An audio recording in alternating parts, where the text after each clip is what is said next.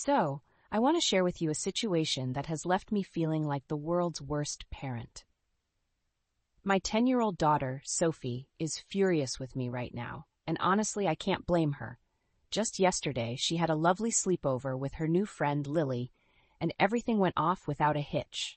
They laughed, played games, and even helped me in the kitchen while I made dinner. It felt like a perfect evening, and I was tempted to let the sleepover magic continue. But here I am, trying to explain why I couldn't let her spend the night at Lily's house.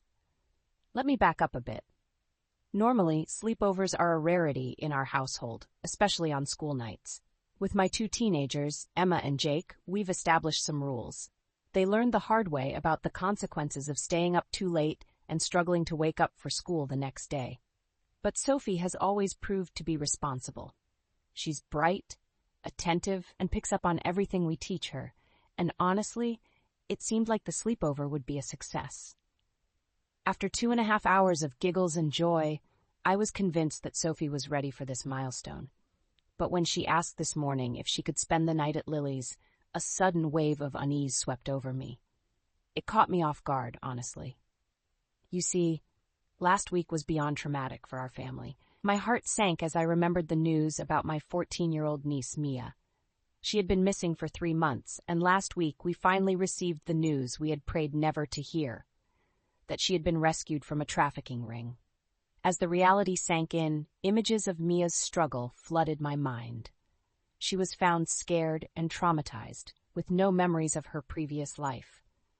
The thought of her being stripped of her identity, losing her name, and enduring unthinkable horrors was a nightmare I couldn't escape.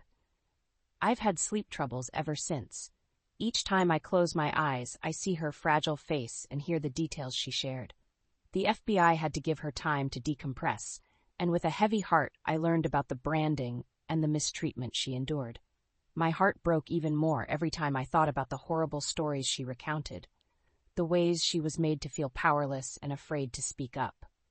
So, when Sophie asked to spend the night at Lily's, my instincts screamed no.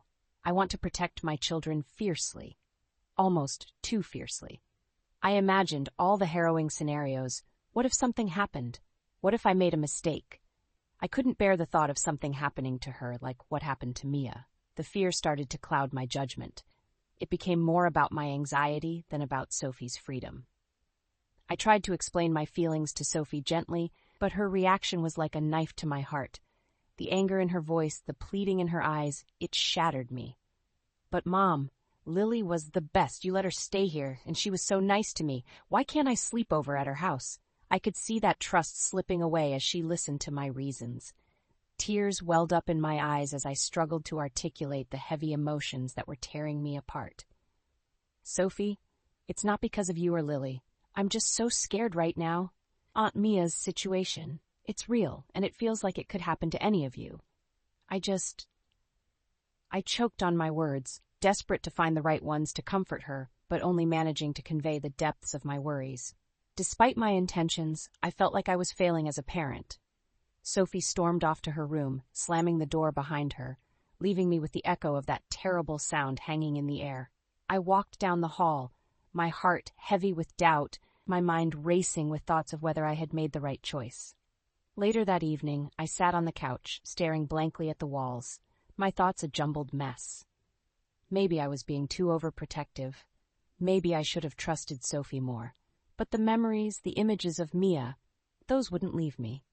They gripped my heart and wrapped themselves around my mind with such a ferocity that it felt impossible to shake them off. As I laid in bed that night, I could hardly breathe for all the fear coiling around me.